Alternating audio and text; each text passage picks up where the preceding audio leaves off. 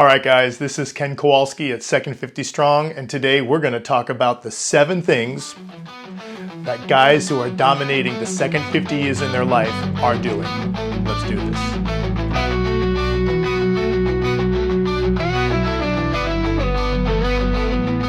All right, thing number 1 that the people are doing who are dominating their second 50 years is they are exercising, and more importantly, their strength training. There is nothing, and I mean nothing, that is more important that will impact your life in your second 50 years than being strong.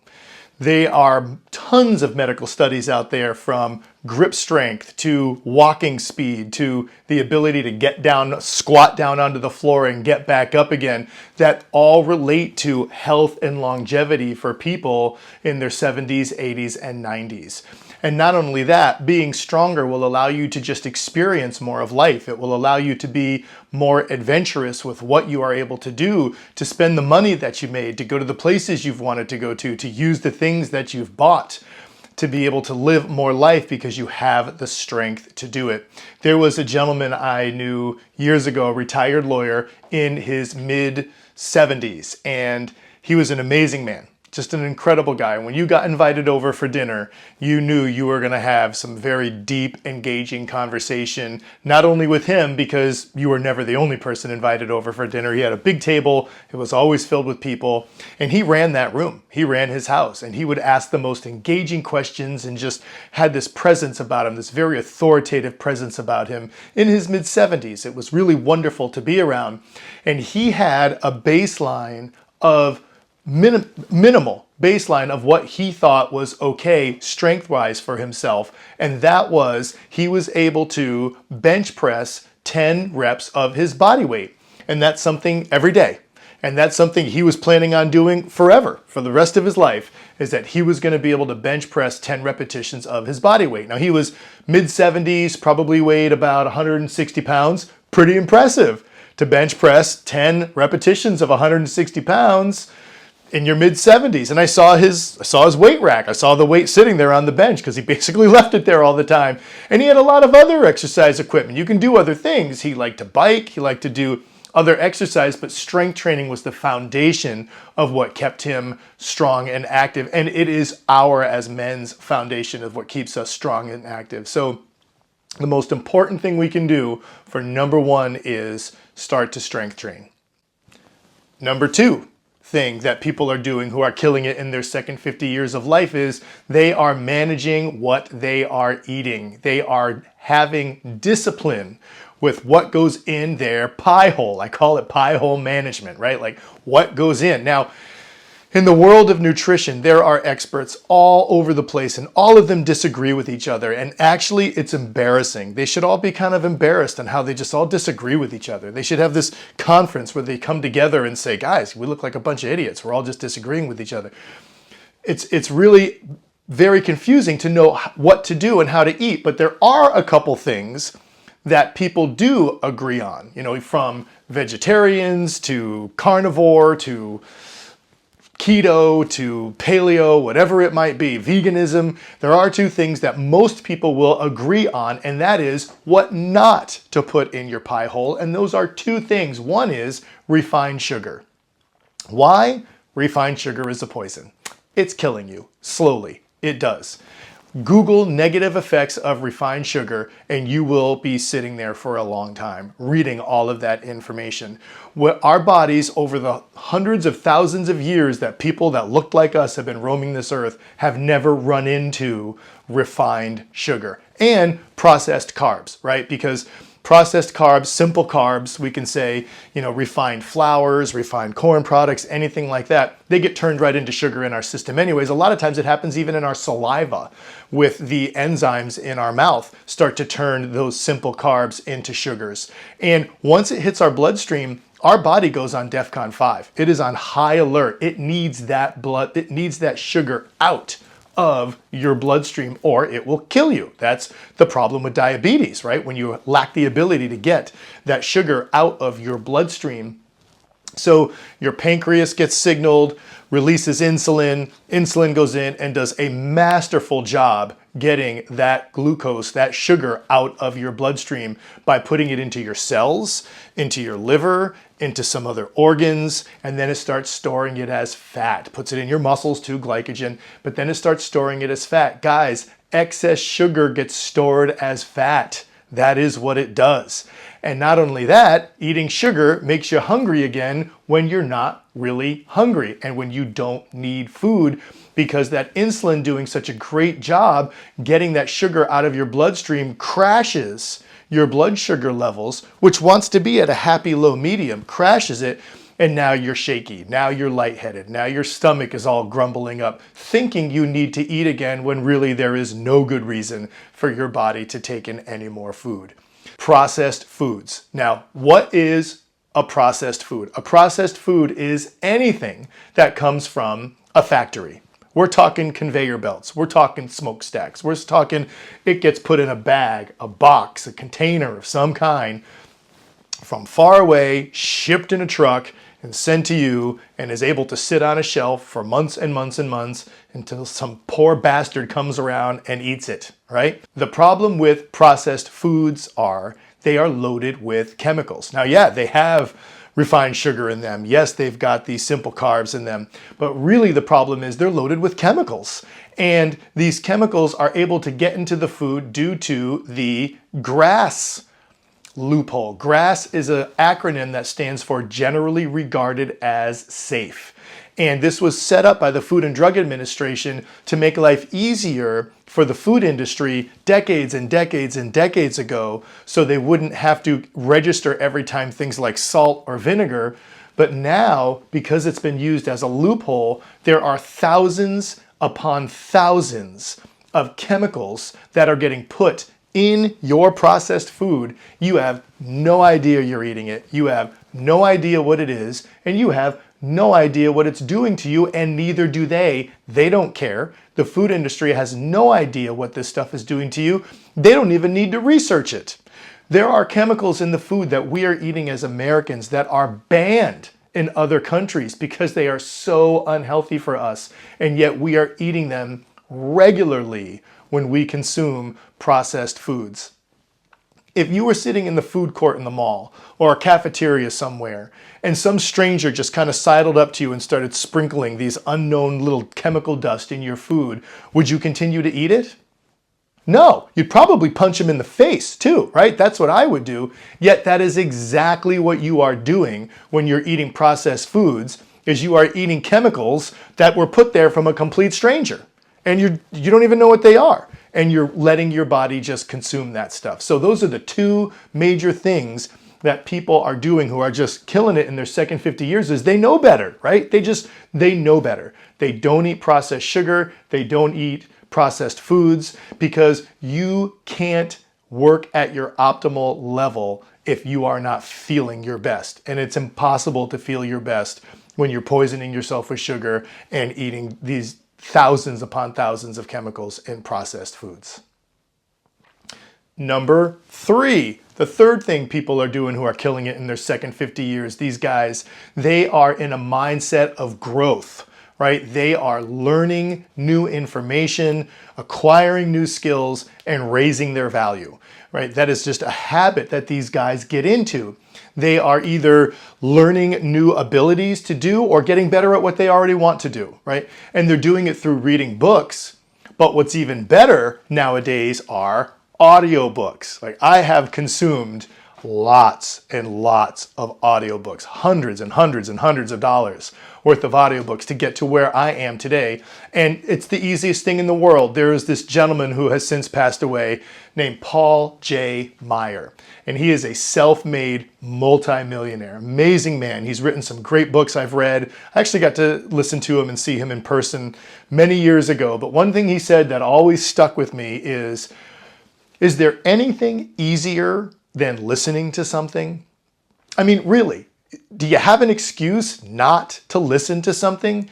You can listen to something when you're brushing your teeth, right? When you're mowing your yard, right? When you're stuck in traffic, when you're waiting in line, when you're doing the dishes, like whatever.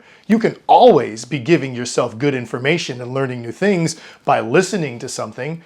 There's no reason you shouldn't be. It's the easiest thing in the world. And the amount of information that is out there that we can listen to, almost every book gets turned into an audiobook now.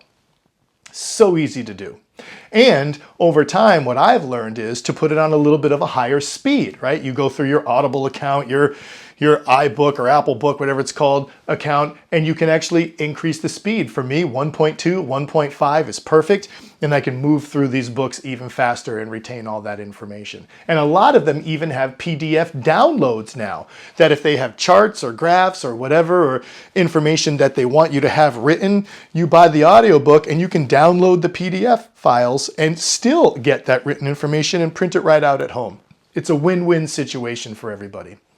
Another thing these guys are doing within all of this is acquiring new skill, right? This is huge. As men, we are designed to have skills and do things, and it's important to learn to acquire new skills. But the problem that we've run into is bumping into the universal process of acquiring new skills. I call it the universal process, and that is you learn about something, you do it, and you suck, right? You suck at it. For a while, you learn a little bit more, you get a little bit better, you suck a little bit less. You learn a little bit more, you do more, you get a little better, you suck a little bit less. And then over time, down the road, you become good at it. These guys who are thriving in their 70s, 80s, they're fine with that. They're absolutely okay with failing. And there's so many books been written on this, failing forward, and that have talked about this, but doing it is the key. Falling down, getting back up, failing, getting back up again. I mean, I'm doing that right now, guys. I mean, these videos suck, right? I mean, my intro, no one's doing intros like that anymore, but I'm doing it anyway. I'm rambling on here. I mean, look at me. I got giant eyebrows. I'm losing my hair. I look like an idiot, but I'm here. I'm sucking right now, doing this to get my message out to you guys, so I know at someday I'll be good at this. But it's not yet, right? But it's going to happen. I'm going through the universal process right now. There was a great book. Actually, it was an education series, and I forget the name of the guy who wrote it because I'm not prepping up enough for these videos right now, but it was called Go for No. And it was brilliant because what it talked about is we are incorrectly taught in school and a lot of times in our jobs that failure is the opposite direction of success, right? If you do something and you're failing, something's wrong. You're not doing it right because we want you to succeed, so we can't have you fail anymore. That's incorrect. That kills people. That kills people from getting anywhere with what they want to do. The reality is, and Go for No, and it's completely correct, is failure is the way to success. Failure is the only path to success. So when you're failing, you are on your path to succeeding because you're failing. There's no other way to get there. And people don't realize that.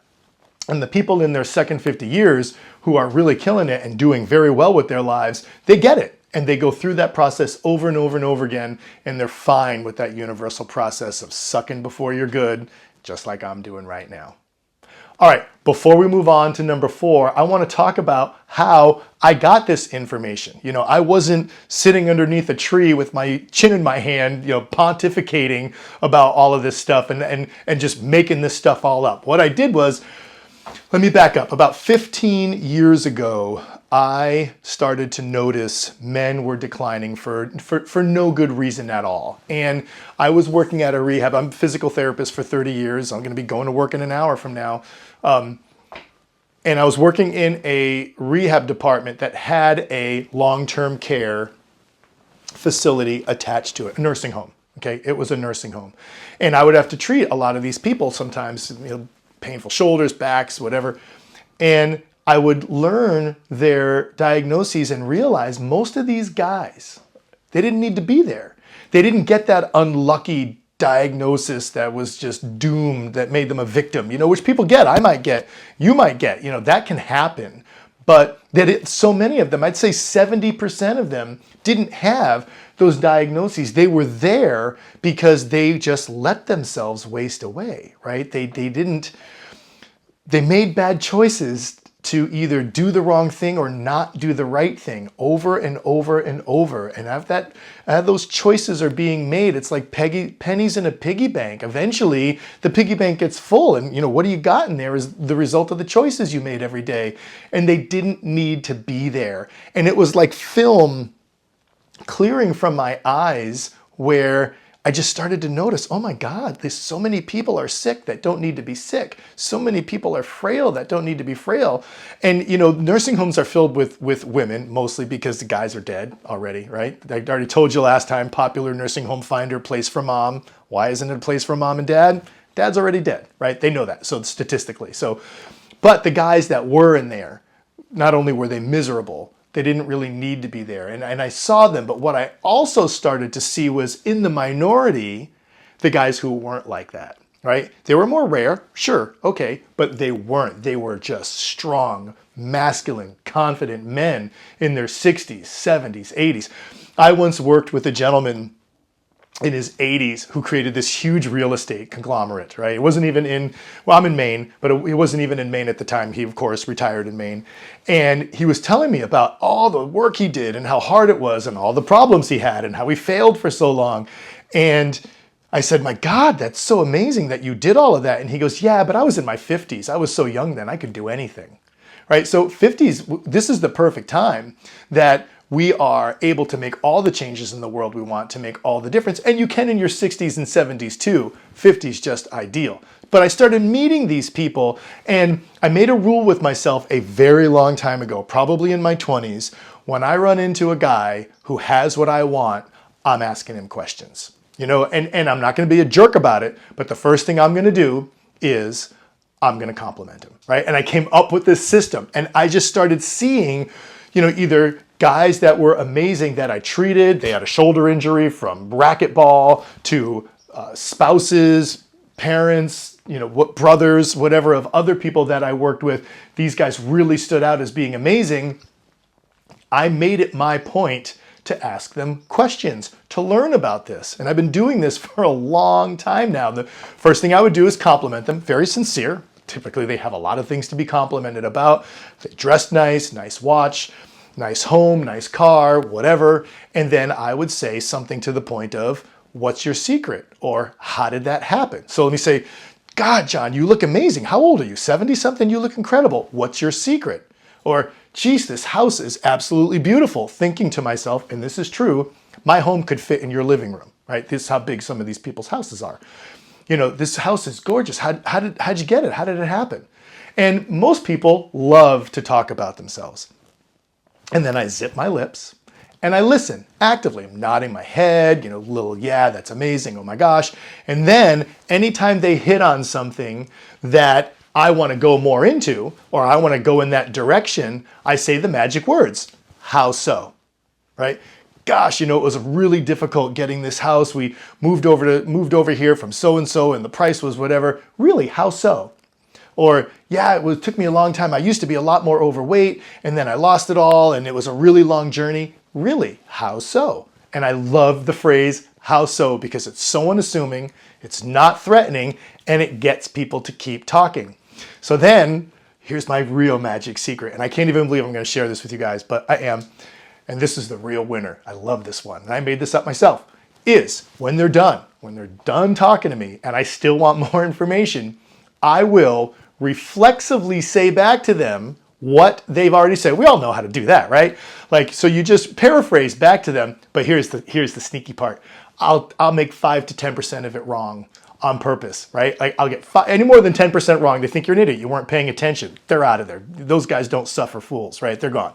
So it can't be too much, but it's about 5 to 10% I'll get wrong on purpose. So they have to correct me. And they're like, no, that's not it. And then I get them to keep talking again. And that's how I got this information, was from talking to amazing men who had what I wanted in their 60s, 70s, 80s, and beyond. I think in the last video, I talked about the retired doctor in his mid-90s who, I found myself wanting his respect so much because he was so commanding. I asked that guy a lot of questions, right? Of course I did. So what I found as I started to get information from all of these different guys, and I got stories, oh my God. All right, I'll share one more, and this is it. I'm working in an outpatient clinic. I'm 52 now. I must have been 38, maybe 35, something like that. And the guy I was working for was a really good outpatient therapist, to the point where he was almost like famous in our area, and people would come and see him from all over the place. I might even been in my 30s. Anyway, he treated someone who probably was the wealthiest guy in the state of Maine. He was insane, and I can't say his name, but anytime the presidents or presidents to wannabes would come up to campaign in our state in his, party, in his political party, they'd stay at his house, right, in his giganto mansion. A couple times he came in, I got to treat him a few times, and he would complain about how the Secret Service is turning his house upside down, and he would be amusingly upset about it, right? I mean, this guy was amazing. He ended up building this. I can't even say that because I really don't want to break any kind of confidentiality act. But anyway, he drives up in a Lamborghini that is completely quiet. And I'm like, oh my God, your car's so quiet. How can it do that? What's your secret, right? What's your secret? And he goes, well, there's this little known company out there called Tesla, and they're making electric engines. So I took my Lamborghini to their factory and told this guy, Elon Musk, told this guy to take out the Lamborghini engine and put in one of their electric Tesla engines. This was way before Tesla was making cars. No one even heard of these people. It's the first time I ever heard about a company named Tesla. That's the kind of money this guy had, right? I asked him a ton of questions about what he was doing, and he gave me amazing information, which I share in a different format on one of the other projects I'm working on. But so I started to notice a trend of these 7 things. Now, did every guy exceed in these 7 things? Of course not, but most people were exceeding in 2 or 4 or 5, maybe 1 or 2 were exceeding in all 7. And I just started to see the trend of what these people were doing that were making them so successful later on in life, and said, I'm doing that. I am doing that. That's what I'm going to do. You got what I want, so I'm going to do what you do, right? Isn't that the way it goes? So I organized these 7 things, working on them with a different project I'm doing, and I'm sharing them here with you guys today, right? So now we're going to get into number 4. And the 4th thing that people are doing is what is the 4th thing? Presenting themselves in a way that they are magnetic to their slice of the world, right? They look good. The way they act, the way they talk, the way they move, the way they walk, how they dress, their hygiene. All of those things are very magnetic and attracting to other people. But here's the thing. There are a lot of subtleties a man needs to know about in order to present himself properly. And this is the biggest subtlety of all that I noticed with all of these guys is they didn't give a crap what anybody thought about them. Our job as men is not to present ourselves to our slice of the world. And I always say our slice of the world because, we're not going to change the world. I'm not going to change the world. Very few people do, but we can change our slice of the world. We can influence our little piece of it, right? So we present ourselves to our slice of the world, not to dictate how people think about us. We're not presenting ourselves in any way to shape or change how people are thinking about us. Because ultimately, as men, we don't care. I mean, I don't care. I'm waiting for my haters, right? Like I said, giant eyebrows, losing my hair, yapping away up here. Hate me, please. I'll love it. I don't care. The most amazing people in the world have a ton of haters. So I'm not looking to make anybody like me. But what we do is we present ourselves to our slice of the world that shows people what we think about ourselves. All right. Our presentation is a reflection of how we think about ourselves. And that is very important. If I think I'm a slob, then I will dress as a slob. And everybody's going to pick up on that. If I think I'm a sharp, high-value guy, I'm going to dress like a sharp, high-value guy. And everybody's going to pick up on that. What's important is we are intentional on how we are presenting ourselves with the way we walk and talk and what kind of hair, beard or no beard, doesn't matter. I don't care if you're a librarian or a lumberjack, your clothes look like you think highly of yourself. That's what's important, because you will not get respect from anyone if you are showing them that you do not respect yourself. And the way we show that is through our presentation. And these guys dressed nice, right? I mean, they weren't all in suits. They could be in whatever, whatever theme of life they were in, but it was crisp, it was clean, it was intentional. You want a beard down to your knees? Great, have one. Just make it look like you wanted it to be there, right? Make it look like your plan was to have a beard down to your knees and not that you just woke up out of the woods for the last 10 years, right? Everything is intentional, crisp, clean, and purposeful for how you think about yourself. Thing number 5 people are doing who are killing it, men who are killing it in their second 50 years, is they understand women. Now, is that even possible? Yeah, it is. But it's confusing because there is so much information out there that is completely wrong, right? People sometimes like to think that I just down on women all the time because they're a big problem for us. I'm not going to lie to you, but they're not. Women, I like to say, women are just as screwed up as we are, right? We're screwed up. Dudes are messed up. And so are women. We're just screwed up in different ways, right? Women are big communicators. Guys are men of action, right? So they're just very different, but there is a way to understand them. Now, I had a problem a while ago. I've been married for 26 years, love my wife to death, want to be married with her for the rest of my life. She's an amazing woman. But I made the mistake when we first started being married of trying to be a really good husband. And I have a little saying for myself that I have had for probably since college is I don't do anything without reading 3 books on it because I don't like being a dummy, right? I don't want to do it wrong. I don't want to waste my time. If I'm going to do something that has any type of value in my life, I'm going to read 3 books on it before I even start, because why not educate myself? So I started reading all of these books, not so much audiobooks back then. This was 26 years ago.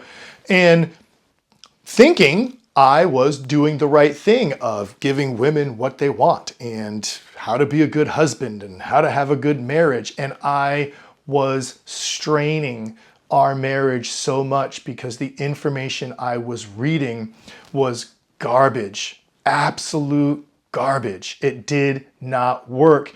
And it was the result of, and I'm going to say it just because it's true, that feminist movement of women thinking they knew what they wanted in a relationship, but they didn't want it. They didn't want it at all. And I was living that with my wife when our relationship was getting so strained and our marriage was getting so rocky, seeing people around us getting divorced all the time because we were all trying to follow that stuff. And when it didn't work, I tried harder. And when it didn't work again, I tried harder. And when she was miserable, I tried harder. And none of it worked until finally, by sheer luck, I stumbled on the correct information. And I'm getting all that down in the project I'm working on. And we're going to talk about all of this stuff too. Every section I'm talking about, we're going to expand on in future videos. We're going to talk about this stuff. But I will say this, that whole happy wife, happy life stuff is crap. It's the biggest load of garbage ever. Do not do that. The let me talk to the boss is garbage. The here's my better half is garbage, right? Like, all of this stuff where you are deferring to the power of your wife is complete garbage. She's not better than you. She's not smarter than you. She's not more capable than you. She's probably as good and as smart and as capable as you, but she's not better. So why are you giving her everything, right? I can tell you story after story after story of me talking to people and having them literally look at their wife for the answer. I'm like, what? You can't answer your own You can't answer your own questions? You can't manage your own schedule? You don't know your own medications? Are you living your own life? It's so they were led to believe this was the correct way to be in a relationship, and it's the opposite. It is completely wrong. And I'm not going to get into all of this now, but I will say 2 things. 1, if you are trying to please your wife in any way, you are no longer her man. You are now her fan. She doesn't want a fan. She's going to feel it. She's going to feel the difference, and she's going to treat you accordingly. Be the man. Never try to please your wife, ever. Be the man you want to be, and 9 times out of 10, it's going to be pleasing to her anyways, right?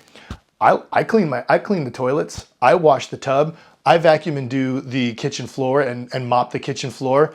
Not because my wife wants me to, not even because I'm trying to get points or get out of the doghouse, all of that stuff. I could strangle all of that garbage information. It's because it's my toilet, it's my floor, it's my tub, and I'm the kind of guy that cleans my own stuff, right? I do that because I want to. That's the kind of man I am. Just so happens she loves it, right? That's how you got to be with your wife. Be your own self. You know, there's an author named Ryan Stone, and I love him. And he wrote 2 books of praxeology, 2 volumes. And he says for people in their troubled relationships, your go plan is your stay plan. It's all the same, right? You're just becoming a better man. That's either going to fix your relationship or you're going to get a better relationship, right? So, and that's exactly it. You're always trying to become a better man, not a better husband, not a better subordinate, but a better man. And the other thing I want to say is, if you really don't know where to start, look up Rollo Tomassi, get his book, The Rational Male, and read it. You're welcome. Thing number 6 that men do who are killing it in their second 50 years of life is they are moving in a direction. They have a purpose. They are doing something that is meaningful to them. My wife just went out with one of her good friends the other day for coffee, and we're all in our 50s, right? And she was telling my wife that her husband, who's way high up in some company, corporation, hates his job. He hates the politics, he hates the diplomacy, he hates all of that stuff of being in that higher up level of his job, and he's miserable. He absolutely hates it because he's not doing something that's meaningful for him. It's a paycheck. We've worked hard, guys. You know, we're in our 50s and beyond now, and we were the workhorse for years, for decades, making the money to help the family, so feed the kids, do whatever we got to do, create security. Now's the time to start doing more things for ourselves. What is meaningful for you? That's what we need to find out, and that's a new direction you need to go. Does that mean just drop everything and quit your job? No. I'm doing this, sharing my message with you guys. I'm going to work in a half an hour. I get it. But the fact that I'm doing something that's meaningful for me, I wake up at 10 of 4 every morning to work on all of this stuff, and I love it. It does not feel like work at all. I go to bed excited, knowing my butt's going to be up at 3:50 in the morning to start working on this stuff to advance myself along even further, right? So that's what it's all about right now, is finding something that you are able to share that is who you are with other people and go in that direction. You can try to make money with it. You can be free. You can do it for free. You can volunteer. It doesn't matter what you want to do as long as it has meaning and purpose in your life and you find yourself getting out of bed excited instead of getting out of bed full of dread and misery. Find a direction and go in it. I like to say all the time, men are like bicycles. When they stop moving forward, they fall down, right? That's who we are. We need to be doing something. We need to be going in a direction. Purpose is man's true best friend, right? Dogs are a very close second, but it's all about purpose to keep us happy and excited in our lives. The 7th thing that men are doing that allows them to kill it later in their years is they take daily action. All of this talk is wonderful. Thinking about all of this stuff is great. Getting excited is great, but you got to do the deal, right? You got to get dirty. Success is dirty. David Goggins calls it the unseen work, right? Like, what are you doing to accomplish these things that you want to be able to do? You want to get stronger. You want to lose a little bit of weight, right? You want to present yourself better. You want to acquire new skills and raise your value. You want to find purpose. You want to understand women. Big one, guys. That's a big one. You want to do these things. It's not all going to happen at once. You know, the second you decide to change your life and you wake up the next morning, there's not going to be a cape billowing off of your shoulders and trumpets blaring everywhere. It's going to be the same day it was the day before.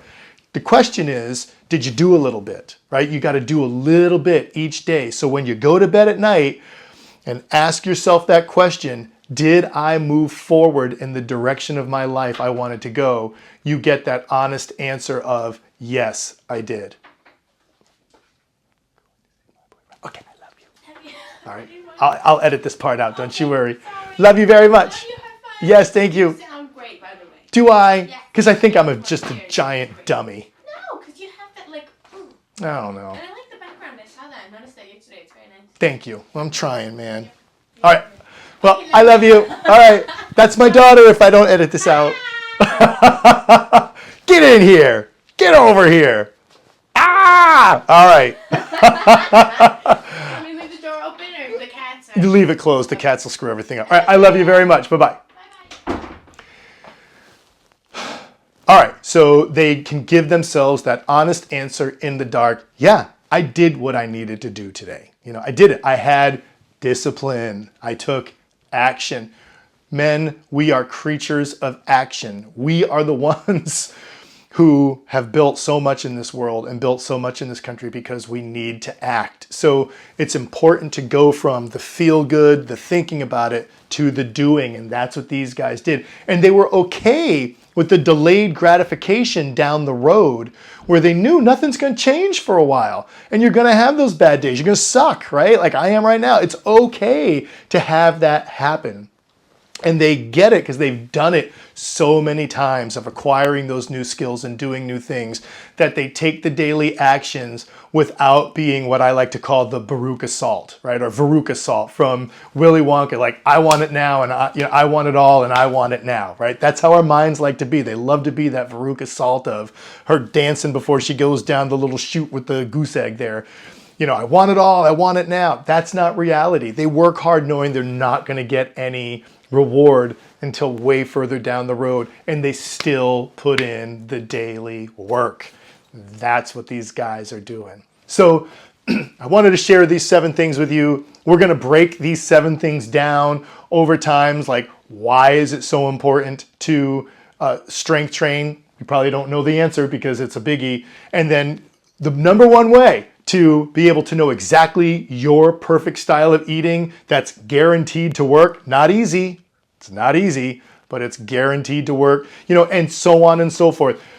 One thing I'm not going to do, guys, is ever use the words easy or fast or right now, because that's nonsense, right? If anyone's trying to sell you or give you, information that they said is quick and easy or some lost secret from somewhere, that's their get rich quick scheme. That's how they're trying to make money. Now, God bless them, but I don't want them to make money off of you, and I don't want them to make it off of me either. Anything that is being advertised as quick, simple, fast is not true. It's a get-rich-quick scheme for them, right? Don't give them your money.